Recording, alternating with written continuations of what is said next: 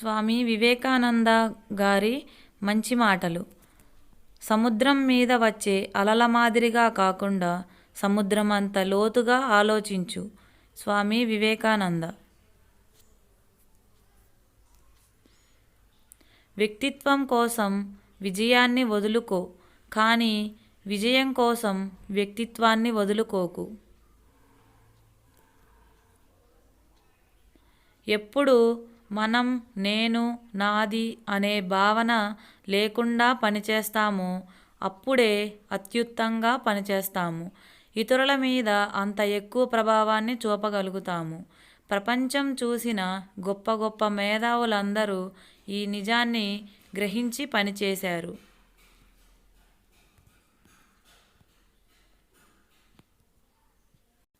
ఇతరులు ఏమి తలచినా, ఏమి చేసినా సరే, నీవు మాత్రం నీ పావనత్వాన్ని, నైతిక వర్తనను, భగవద్భక్తి యొక్క స్థాయిని దిగజార్చకు.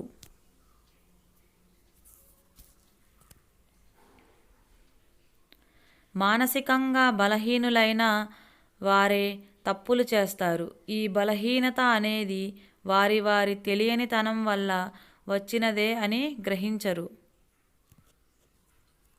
ఈ వీడియో మీకు నచ్చితే please like, share and subscribe my channel. Thank you for watching friends.